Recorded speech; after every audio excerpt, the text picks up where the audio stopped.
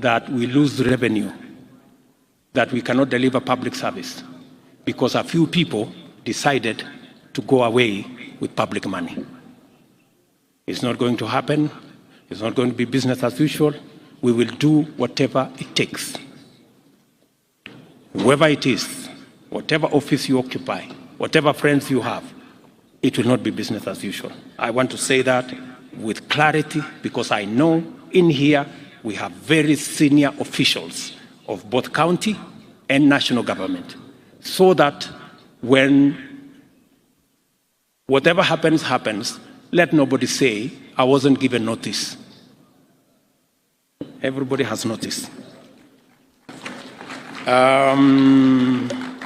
Those are the 5 things I wanted us to agree on. Let me finally say that on the subject of debt, I have made myself very clear. We are going to do more saving. We are going to raise local revenue. We are going to raise own source of revenue in counties, and we are going to stop corruption so that we have the money to run our show. I said also that we are not going to be importing things left, right, and center. That's why in this year's budget, cement, steel, furniture, fish, we are going to build local capacities for those. We are not going to be importing. And as I have said, it cannot be the case that every other time we think, we are thinking of how to import more. Let me finally say, as I said, we are not going to subsidize consumption.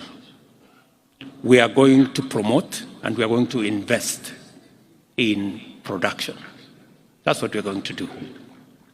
It cannot be that we are importing edible oil, we are importing all the other food items from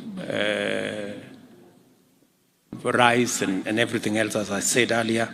We have to have a paradigm shift. We need to invest in production. And I am very proud of our farmers. Our farmers, if there are any patriotic people in Kenya, it is our farmers. Just with the reduction of fertilizer from 6,000 something to 2,500, they have done an extra 200,000 acres of crop. If you see in Kenya, everywhere, our farmers are doing a phenomenal job in producing food for us as a country. So instead of subsidizing that corner, we are going to be promoting production. I know there is, I saw some story today in one of the dailies who said we've gone back to subsidies on oil products. Let me tell the country that we will not go back to subsidies of any nature that distort things and causes us a lot of unnecessary leakage. If the Nation newspaper would bother to understand the facts, we are making prudent and proper use of the Petroleum Development Levy that is provided for in the law. It is meant to develop the petroleum industry, and it is meant to stabilize prices whenever we have unintended hikes. Instead of the nation commending us for using the Petroleum Development Levy as was provided for in the law, they have decided to be negative. And that is how we suffer as a country. All the positive things that are made by our friends are destroyed by the very negative things that we say about our country.